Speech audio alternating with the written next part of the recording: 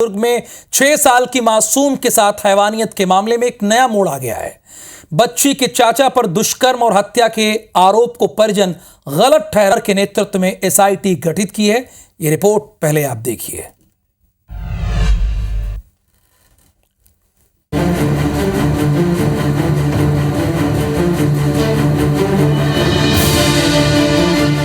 दुर्ग में 6 साल की मासूम के साथ दुष्कर्म और हत्या के बाद लोगों का आक्रोश उबला तो पुलिस ने आनन फानन में बच्ची के चाचा को आरोपी बताकर गिरफ्तार कर लिया।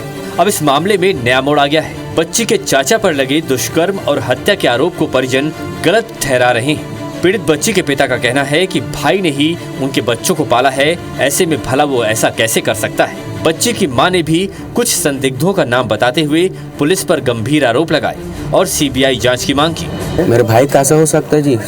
नहीं हो सकता मेरे भाई, क्योंकि शुरू से बचपन से वो पाला है। हम तो काम में चल देते थे, तो देखभाल पूरा। मेरा भी एक छोटा बच्चा है और है वो दोनों को वही खिलाता था हर चीज़। मेरे घर के सब फैमिली को ले जाके टॉर्चर कर के मार रहे हैं और जो अपराधी उनको वो एक टच नहीं कर रहे हैं। बादल मिश्रा और उसका जीजा का नाम मेरे को नहीं पता, वो के कार में मिला, वो भी अपराधी। और सीबीआई जांच का मांग करते हैं। तीनों का सीबीआई जांच होना चाहिए। जो भी अपराधी है उसको ना कड़ी से कड़ी सजा मिलनी चाहिए और बच्चे को न्याय मिलना चाहिए।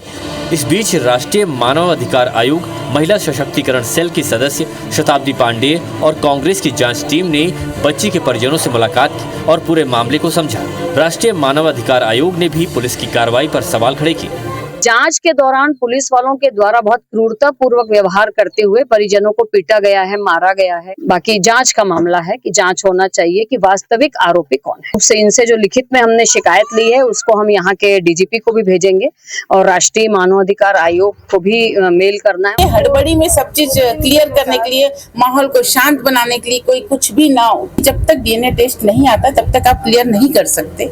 हालांकि पुलिस अब भी अपनी थ्योरी पर कायम है। एसपी जितेंद्र शुक्ला ने बताया कि पूरी कार्रवाई तथ्यों के आधार पर की गई है। इसके साथ ही 3-4 लोगों का डीएनए टेस्ट भी कराया गया है। हो सकता है इसमें कोई नया आरोपी भी निकल सकता है। डीएनए में भी जो सस्पेक्ट थे वो पहले दिन उसको लेके 3-4 लोगों का डीएनए का प्रोफाइलिंग भेजा हुआ है। तो जो हमने अरेस्ट किया है तो प्रॉपर एविडेंस और प्रॉपर ग्राउंड पे किया हुआ है और हम उसको प्रूव भी करेंगे कोर्ट में।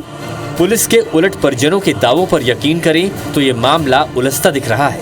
यदि वाकई पुलिस कहीं चूक रही है तो सबसे बड़ा सवाल यही है कि आखिर असली गुनहगार कौन है और क्या परिजनों के संदेह की अनदेखी कर पुलिस मुख्य आरोपी को बचने का भरपूर मौका तो नहीं दे रही।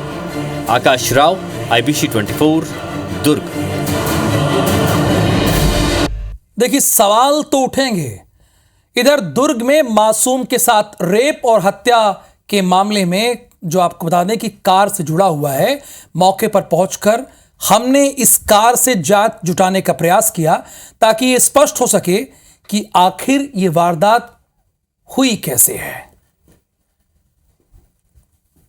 6 साल के मासूम के साथ जो दरिंदगी हुई थी उसकी यही एक कार जो है वो एक सबूत के रूप में है। ये बताया जा रहा है कि इसी जो कार में, जो काले कलर की कार है जो उस बच्ची के घर के पास खड़ी थी, इसी कार में बच्ची को बरामद किया गया था। हम इस बात की तस्दीक करने के लिए यहाँ पहुँचे हुए हैं। हम आपको बताते हैं कि हमने इस बात को तस्दीक किया है कि आखिर चारों हमने डोर को लॉक कर दिया। आप देख सकते हैं हम ये जो दरवाज़ा है, जो पीछे का दरवाज़ा है, कंडक्टर के पीछे का दरवाज़ा है, इसको हम खोल रहे हैं तो ये नहीं खुल रहा है क्योंकि अंदर से लॉक है पा रहा था। इसके अलावा ये डिक्की जो है, आप डिक्की देख सकते हैं, डिक्की भी नहीं खुल रही है। इसके अलावा जो ड्राइवर होता है, ड्राइवर के पीछे का जो दरवाज़ा है वो भी लॉक है, ये भी नहीं खुल रहा है। और लॉक करने के बाद जब इसको हम खोल रहे हैं तो ये नहीं खुल रहा है। तो कुल मिलाकर के जो बातें आ रही हैं कि एक दरवाज़ा जो खुला हुआ था, अब हम आपको दिखाते हैं कि कौन सा दरवाज़ा खुला हुआ था जो लॉक नहीं हो पाता था। और इसकी जानकारी सभी को थी, आसपास के लोगों को भी थी। हमने अंदर से इस जो लॉक है, हम आपको दिखाना चाहेंगे, लॉक है, उस लॉक को हमने लॉक किया है। ये लॉक है और लॉक होने के बाद हम इस दरवाजे को जब खोल रहे हैं तो ये दरवाज़ा खुल जा रहा है। आप देख सकते हैं कि ये दरवाज़ा खुल जा रहा है। इसका जो लॉक सिस्टम है वो डैमेज है।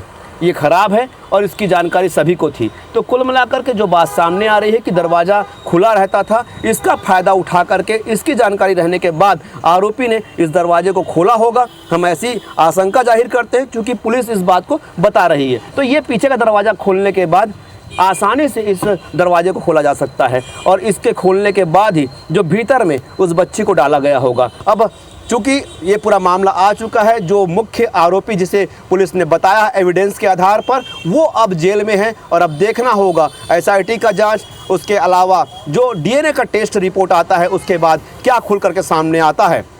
दुर्ग से आकाश राव।